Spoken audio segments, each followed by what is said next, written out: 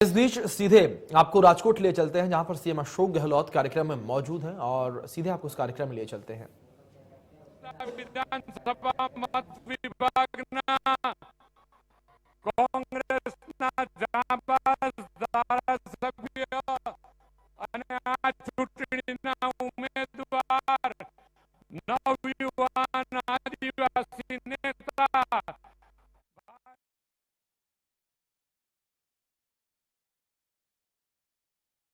सादर प्रणाम और मेरे कार्यकर्ता भाइयों बहनों और आप सबका मैं हार्दिक अभिवादन करती हूँ। राहुल जी, आप 2000 किलोमीटर की पद यात्रा करने के बाद हमको मिलने आए, इसलिए हम तहे दिल से आपका आभार मानते हैं। हम सब आदिवासी महिलाएं आपकी सिपाही है, स्वर्गस्थ इंदिरा जी की सिपाही है, सोनिया गांधी की सिपाही है और आपके भी हम सिपाही हैं, क्योंकि कांग्रेस पार्टी हमेशा सत्य के साथ रही है और राहुल जी के 8 वचन जो सब अब गुजरात पूरे में चर्चा में है, इसीलिए गुजरात में परिवर्तन जरूर से आएगा और इंदिरा जी ने हमको जमीन का हक दिया है, इसीलिए हम आदिवासी समाज आज तक उनके ऋणी है। वो 1 दिसंबर हम कांग्रेस पर ही वोटिंग करके सबको जिताएंगे रहेंगे। जय जय गरवी गुजरात।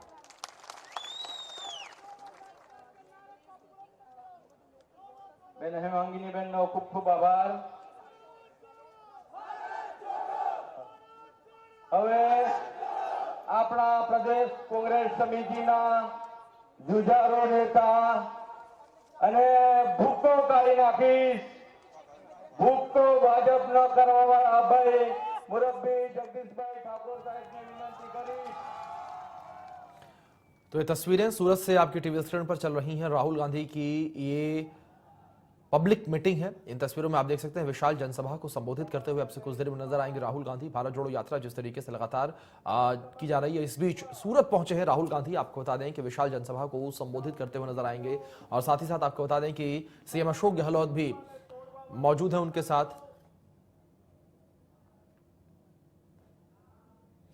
लोकतंत्र में चुनाव जीतने वाले लोग हैं ये, उसके खिलाफ में राहुल गांधी की यात्रा है, जो पद यात्रा के रूप में कितना रेस्पॉन्स मिल रहा है पूरे देशवासियों का आप कल्पना देखते हैं टीवी के अंदर। यात्रा का संदेश तो कुछ, यात्रा एक मार्ग निश्चित होता है। लोग कहते हैं गुजरात में क्यों नहीं यात्रा निकाली गई? अरे भाई, उनका मकसद पूरे देशव्यापी है, उसमें गुजरात भी आता है। गुजरात के हर गांव में, हर घर में मैसेज चला गया है, राहुल गांधी जी क्यों यात्रा निकाल रहे हैं, जिसकी आज जरूरत है पूरे देश को, चुनौती के रूप में हमारे सामने है। इसलिए आज राहुल गांधी एक नेता ही नहीं बल्कि जन नेता बनना जा रहा है, जन नायक बनने जा रहे हैं इस देश के। आप देखेंगे जन नायक के रूप में ये देश को नेतृत्व प्रदान कर रहे हैं। यात्रा के बाद में यात्रा ही रुकने वाली नहीं है। जो मुद्दे उठाए हैं चुनौतियों के रूप में, अर्थव्यवस्था गर्त में जा रही हो, कोई परवाह नहीं हो रही सरकार को। 70 साल में क्या किया ये जुमला अभी तक चल रहा है। कांग्रेस मुक्त भारत बनाएंगे। अरे कांग्रेस मुक्त भारत बनाने वालों सुन लो, कांग्रेस आज भी राष्ट्रीय पार्टी जो पूरे 6 लाख गांवों के अंदर इकाइयां हैं। सरकार वाली बन गई हो बीजेपी की, आज उनको कोई जानते नहीं। दक्षिण के अंदर, नॉर्थ ईस्ट के अंदर वो राष्ट्रीय पार्टी नहीं है। तो बड़ी बड़ी बातें कर दावे करते हैं।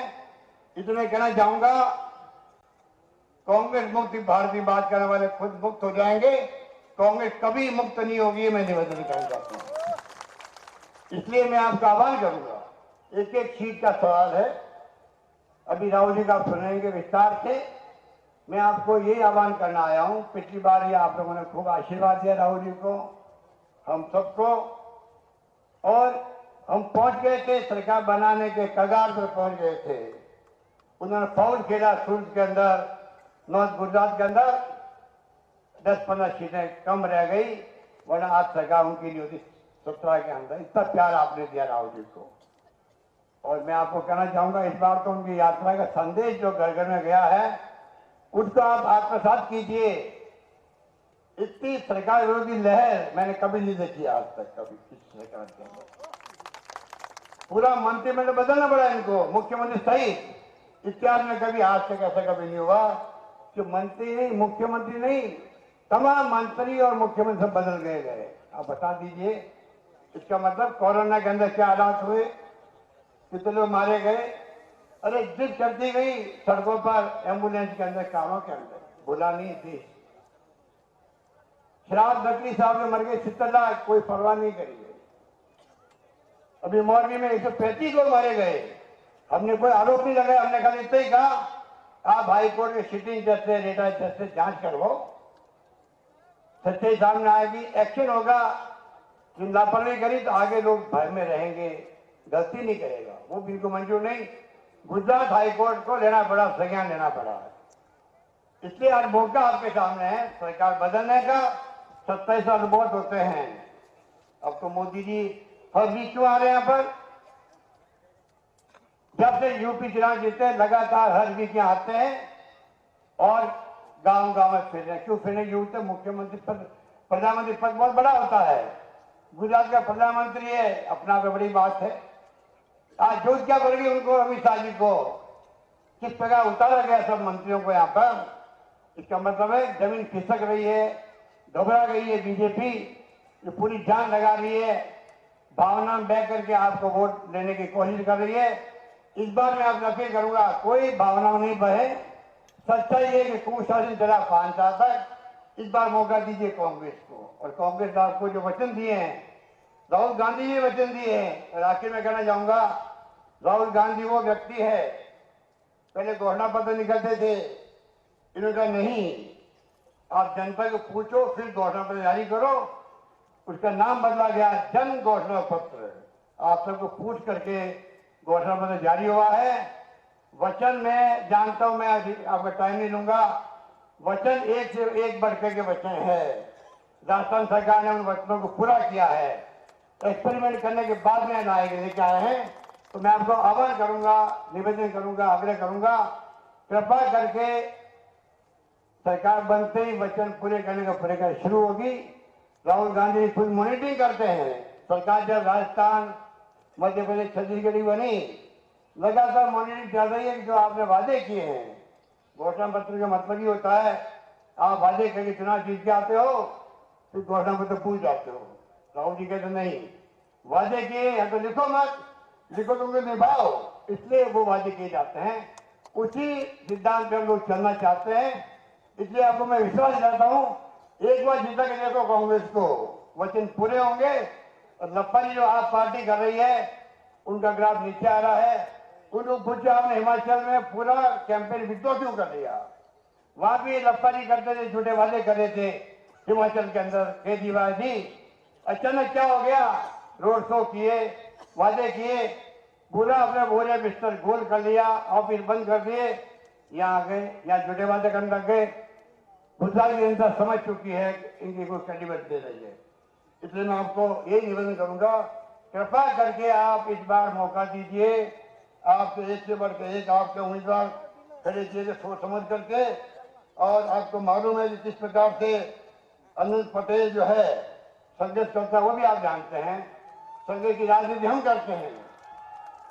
बीजेपी के कार्यकर्ताओं ने हमला किया, हमारे अनिल पटेल ने किया, गौरव पंड्या ने किया।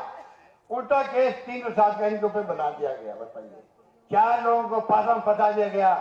काले झंडे दिखा दिए प्रधानमंत्री को। क्या काला झंडा दिखाना डेमोक्रेसी जुल्म है? ये लोग सहन नहीं करते असहमति को, ये लोग सहन नहीं करते हैं आलोचना को। जबकि आलोचना और असहमति से लोकतंत्र उसके बगैर चल नहीं सकता।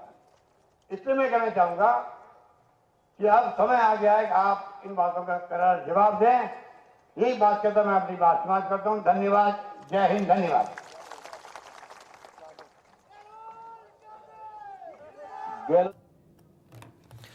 तो सीएम अशोक गहलोत को सुन रहे थे आप, किस तरीके से सूरत में जनसभा को संबोधित कर रहे थे सीएम अशोक गहलोत। खबरों का सिलसिला आगे बढ़ाते हैं और आपको बता दें कि इस बीच भाजपा प्रदेश अध्यक्ष सतीश पूनिया का बयान सामने आया है। राजसमंद जिले में जिस तरीके से पुजारी को जिंदा जलाया गया था, इस पूरे मामले पर प्रदेश के बीजेपी अध्यक्ष सतीश पूनिया ने कहा कि यह घटना सीधे सीधे सरकार के इकबाल से जुड़ी घटना है। पुजारी को जिंदा जलाए जाना सरकार के ऊपर एक बार फिर से सवालिया निशान खड़े करता है। साथ ही उन्होंने कहा कि प्रदेश में कानून का राज खत्म हो चुका है, अपराधी बेखौफ अपराध कर रहे हैं और कानून व्यवस्था ठप हो चुकी है। प्रदेश सरकार सिर्फ अपनी कुर्सी बचाने का काम कर रही है, इन्हें प्रदेश की कोई भी चिंता नहीं है। संबंध में देवगढ़ के हीरा गांव में पुजारी को जिंदा जलाया जाना ये पहली घटना नहीं है और सीधे सीधे सरकार की इकबाल से जुड़ी घटना है कि राजस्थान की जो अपराध की घटनाएं बढ़ी उसमें फेरिस्त में एक पुजारी की हत्या और जुड़ गई, लेकिन पुजारी की हत्या जिंदा।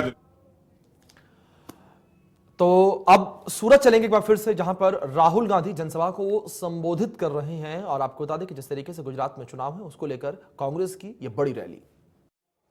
सुनील गामित जी, किसान पटेल जी, कांग्रेस पार्टी के हमारे सब प्यारे कार्यकर्ता भाइयों और बहनों, प्रेस के हमारे मित्रों, आप सबका यहाँ बहुत बहुत स्वागत। ऐसी गर्मी में आप आए, हमारी बात सुनने आए, इसके लिए दिल से बहुत धन्यवाद।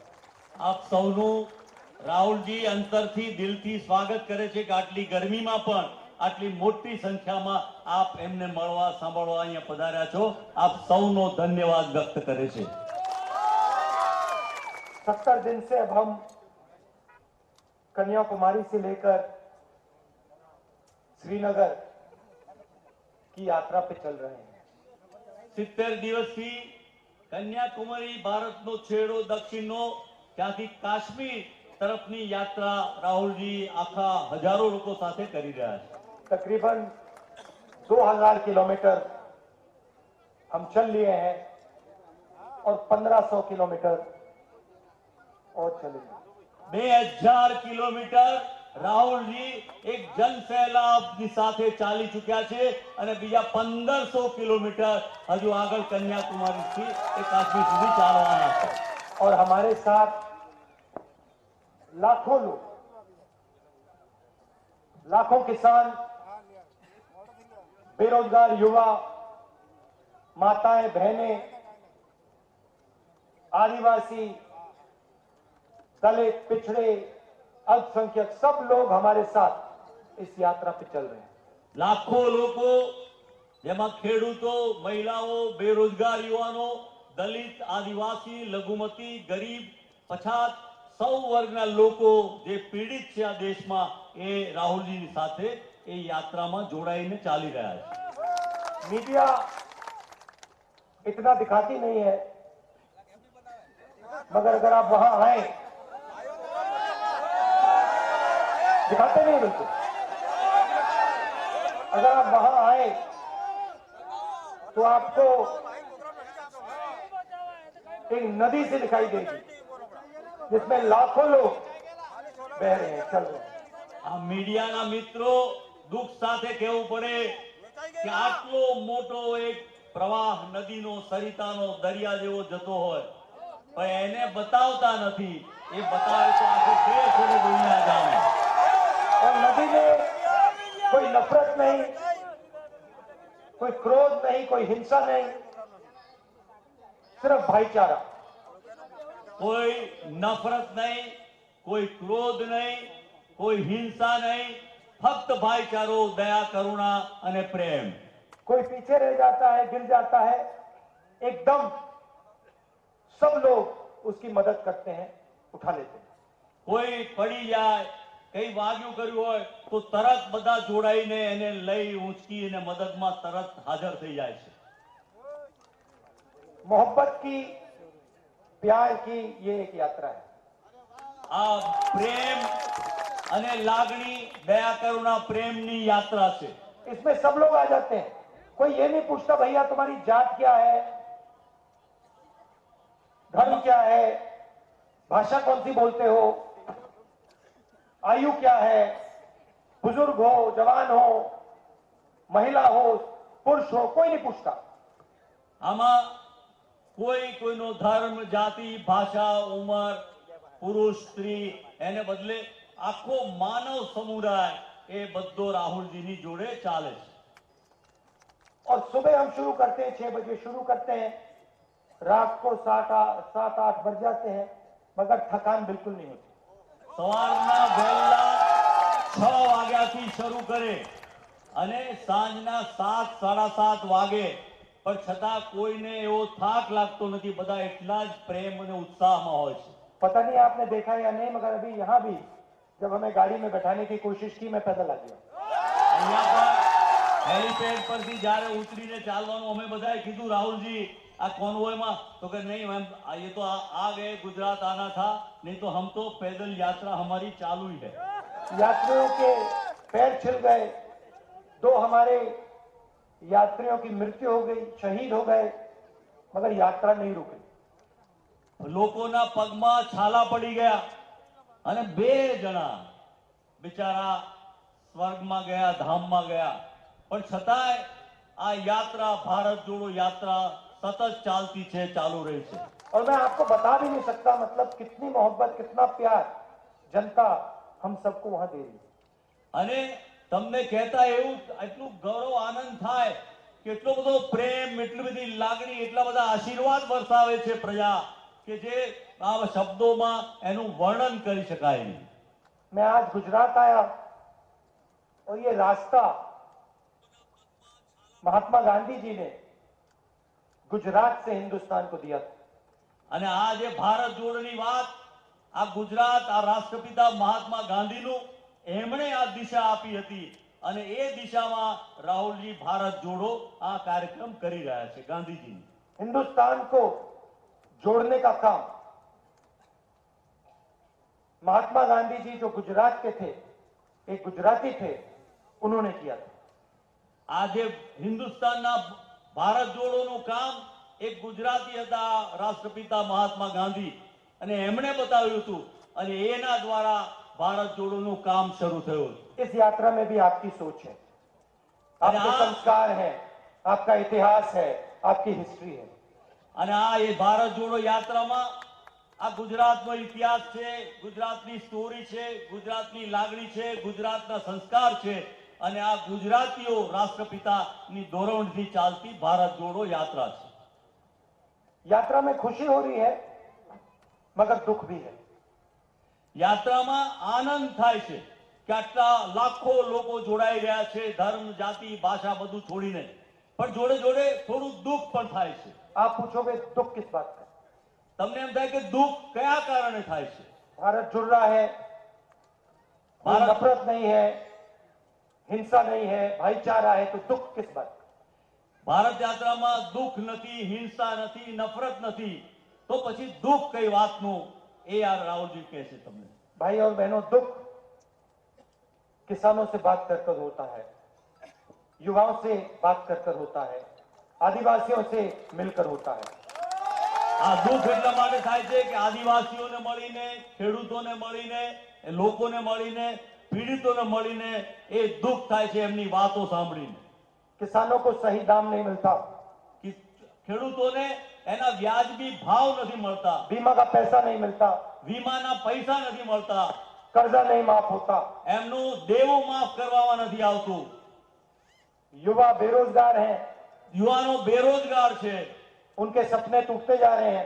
અને એમના સપનાઓ ચૂર ચૂર થઈ જાય છે. कोई इंजीनियर बनना चाहता है, पढ़ाई की, माता पिता ने पैसे डाले, आज मजदूरी कर रहा है. કોઈ માણસ, માતા પિતા પેટે પાટા બાંધીને ભણાવ્યા હોય અને છતાં એ એન્જિનિયરને બદલે મજૂરીનું કામ કરે છે, એવા યુવાનો મળેલા છે. कल शाम को एक युवा हमारी यात्रा में आया, उसका नाम राम था. ગઈકાલે યાત્રામાં એક યુવાન મળ્યો જેનું નામ રામ હતું. मेरे से गले मिला और रोने लगा. ગળે વળગીને બિચારો ધ્રુસકે રડી પડ્યો. मैंने उससे पूछा, क्यों रो रहे हो, क्या हो गया? મેં પૂછ્યું કે ભાઈ તને શું થયું, તું કેમ રડે છે? कहता है, कोरोना में मेरा पूरा परिवार मर गया. કોરોનામાં મારું આખું કુટુંબ ચાલી ગયું, એ મૃત્યુ પામ્યું. राहुल, मैं अकेला हूं, मेरा कोई इस दुनिया में नहीं है.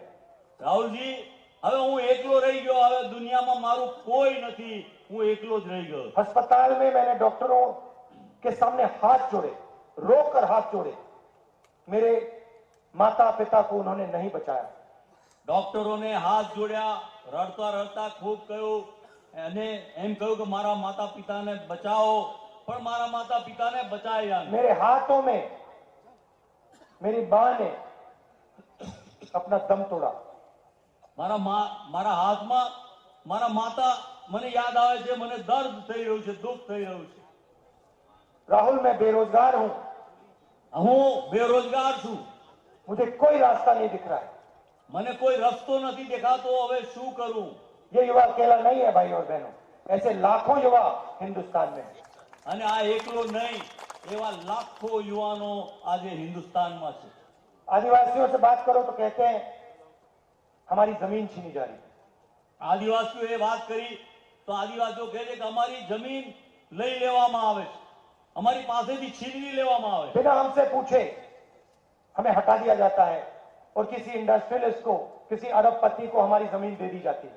અમને પૂછા કર્યા વગર, કયા વગર અમારી જમીન લઈ અને ઉદ્યોગપતિઓને આપી દેવામાં આવે છે, એનો કબજો આપી દેવામાં આવે कोई છે. मुआवजा, कोई कॉम्पेंसेशन नहीं मिलता, हमें परे कर दिया जाता है અમને और हमारी जमीन, हमारी मां उद्योगपतियों के हवाले कर दी जाती है. અમારો કબજો લઈ અમને કોઈ મુઆવજો, કોઈ કોમ્પન્સેશન કશું જ આપવામાં આવતું નથી અને એ જમીન લઈ અને પેલા ઉદ્યોગપતિઓમાં અને આપી દેવામાં આવે છે, અમને બેદખલ કરી દેવામાં આવે છે. और यहाँ भी वही काम हो रहा है. અને અહીંયા પણ એ જ પ્રકારની વૃત્તિ આ સરકારની ભારતીય इसलिए आपने अनंत के लिए ऐसी ताली बजाई, એટલા માટે આપે આનંદભાઈ માટે આટલી બધી તાળીઓ વગાડી. क्योंकि ये आपकी जमीन के हक के लिए लड़ रहा है. એ જમીન માટે આ આગેવાન લડી રહ્યા છે, आपके भविष्य के लिए लड़ रहा है. આપના ભવિષ્ય માટે લડી રહ્યા છે. इसने कहा कि हम लड़ेंगे. એમણે કહ્યું કે આપણે લડીશું इसको कहना चाहिए हम जीतेंगे. અને આપણે જવાબ આપવો જોઈએ કે હમ જીતેંગે, આપણે જીતીશું, આપણે લડીશું, આપણે જીતીશું. आदिवासियों के साथ मेरे परिवार का बहुत गहरा रिश्ता है. આદિવાસી સમાજ સાથે બહુ પુરાનો પારિવારિક, દાદા, પિતા, માતા બધાનો બહુ જૂનો લાગણીનો સંબંધ છે. मैं आपको एक कहानी बताना चाहता हूँ. આપને એક સરસ વાત યાદ કરાવીને આપને કહેવા માંગુ છું. मैं छोटा सा लड़का था, 6-7 साल का. હું दादी ने मुझे, इंदिरा जी ने मुझे एक किताब दी. હું નાનકડો હતો, 6-7 વર્ષનો. મારા દાદી ઇન્દિરામાં એમણે મને એક ચોપડી આપી એમ, मुझे सबसे अच्छी लगती थी. અને મને સૌથી વધારે ગમતી હતી એ ચોપડી, એ વાર્તા. उसमें फोटो की किताब थी.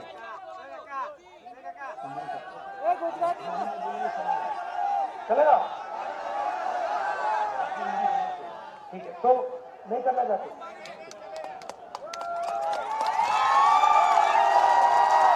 तो उन्होंने मुझे एक किताब दी. इतनी बड़ी थी, फोटो की किताब थी. 6 साल का बच्चा था. मुझे आदिवासियों के बारे में इतना मालूम नहीं था. किताब का नाम था तेंदू, एक आदिवासी बच्चा. और उसमें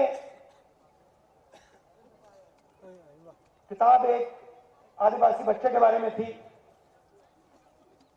और सारे के सारे चित्र, सारे के सारे फोटो जंगल के बारे में, उस बच्चे के बारे में, उसके जीने के तरीके के बारे में थे. और मैं दादी के साथ ये किताब पढ़ता था.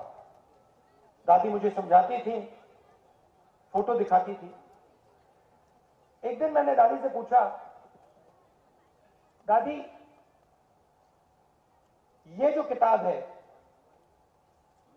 ये मुझे सबसे अच्छी लगती है, आपको इस किताब के बारे में क्या लगता है? तो दादी कहती हैं कि राहुल, ये जो किताब है ये हमारे आदिवासियों के बारे में किताब है. ये हिंदुस्तान के पहले और असली मालिक हैं.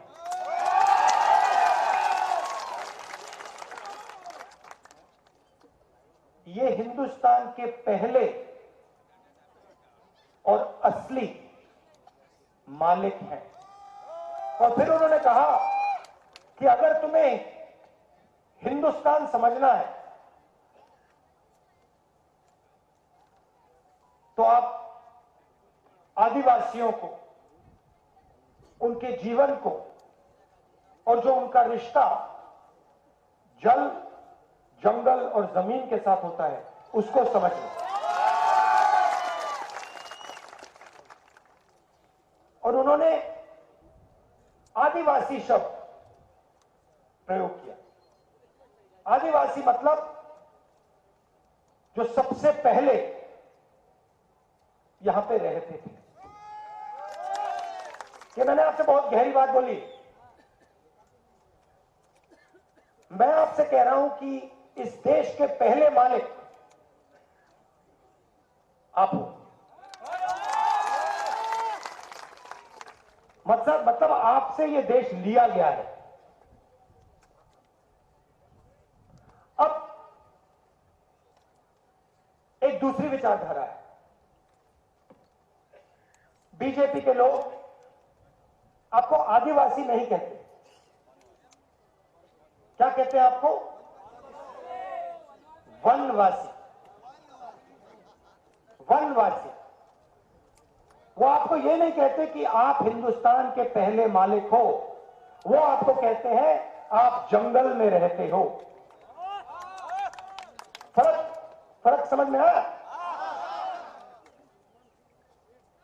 मतलब वो ये नहीं चाहते कि आप शहरों में रहो, कि आपके बच्चे इंजीनियर बने, डॉक्टर बने, हवाई जहाज उड़ाना सीखें, अंग्रेजी बोले। वो ये नहीं चाहते। वो चाहते हैं कि आप जंगल में रहो। मगर वहां नहीं रुकते। उसके बाद वो आपसे जंगल छीनने का काम शुरू कर देते हैं। सही बात? तो आज से अगर इनका काम चलता गया, 5-10 साल बाद सारा का सारा जंगल इनके 2-3 उद्योगपतियों मित्रों के हाथ में होगा। और आपको रहने की कोई जगह नहीं होगी, आपकी शिक्षा नहीं होगी, आपको स्वास्थ्य नहीं मिलेगा, आपको रोजगार नहीं मिलेगा।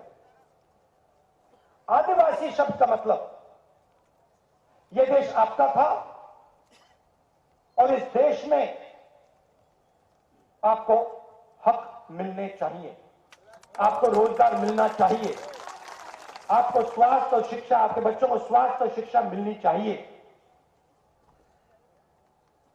वनवासी का मतलब जो भी आपका है वो 2-3 उद्योगपतियों के हवाले कर दिया जाए, आपको कोई हक ना मिले, आपको शिक्षा स्वास्थ्य ना मिले, आपके बच्चों को रोजगार ना मिले। ये 2 अलग अलग दृष्टिकोण है। इन शब्दों का यह मतलब है। आप वनवासी नहीं हो, आप आदिवासी हो और यह देश आपका है, था और रहेगा। और इस देश में आपकी जमीन की रक्षा होगी, आपको शिक्षा मिलेगी, स्वास्थ्य मिलेगा और आपके बच्चों को, युवाओं को रोजगार मिलेगा। हम पैसा कानून लाए, पूरे देश में जमीन अधिकार बिल लाए, फॉरेस्ट राइट एक्ट लाए, आपकी रक्षा करने के लिए। जो आपका जल है, आपकी जमीन है, आपका जंगल है, वो आपको वापस देने के लिए क्रांतिकारी कानून थे। मगर बीजेपी की सरकार ने इन कानूनों को लागू नहीं किया, कहीं भी नहीं किया। जहां भी इनकी सरकार है, इन कानूनों को ये कमजोर करते हैं, लागू नहीं करते हैं। ये फर्क है हम में और उनमें। हमने आपको मनरेगा दिया, रोजगार दिया, स्कॉलरशिप दी, बच्चों को जमीन का अधिकार दिया। ये आपको नहीं देते, ये सिर्फ आपकी जमीन आपसे छीनते हैं। आपके सामने निर्णय है, एक तरफ कांग्रेस है आदिवासी, दूसरी तरफ बीजेपी है वनवासी। एक तरफ आपकी जमीन, आपके हक, शिक्षा, स्वास्थ्य, रोजगार, दूसरी तरफ दुख और आपके सारे के सारे सपने अधूरे।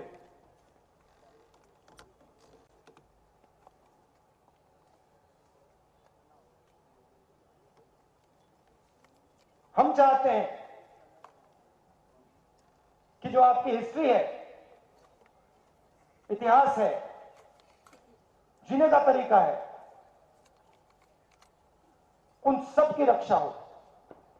आजकल दुनिया में लोग इन्वायरमेंट की बात करते हैं, बड़े बड़े कॉन्फ्रेंस होते हैं, पूरी दुनिया के नेता मिलते हैं, इन्वायरमेंट की बात होती है। इन्वायरमेंट के बारे में हमारे आदिवासी भाइयों को इन सब नेताओं से ज्यादा मालूम है। जंगल के बारे में, जमीन के बारे में, जल के बारे में आप सबको सिखा सकते हो। और हमारा काम, सरकारों का काम, नेताओं का काम आपकी आवाज सुनने का काम है, जैसे हम भारत जोड़ो यात्रा में कर रहे हैं। हवाई जहाज में नहीं, हेलीकॉप्टर में नहीं, सड़कों पे चलकर, पैर पे छाले लगवाकर आपकी बात सुनने का हमारा काम है। आप सब यहां दूर दूर से आए, इतनी गर्मी में आए, मैं दिल से आपका धन्यवाद करना चाहता हूं। आप इतनी मोहब्बत देते हो, इतना प्यार देते हो, इसके लिए बहुत बहुत धन्यवाद। नमस्कार, जय हिंद।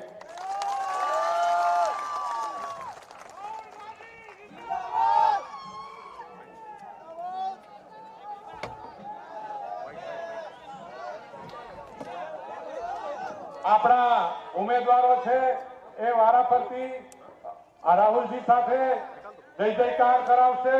શરૂ કરીએ। આનંદ ચૌધરીજી માંડવીના આપણા ઉમેદવાર જાનેભાઈ આનંદ, ઓકે। તે બાજુથી મુન્ના रंजीत पांचाल सर जलालपुर के कैंडिडेट है, हमारे जलालपुर के।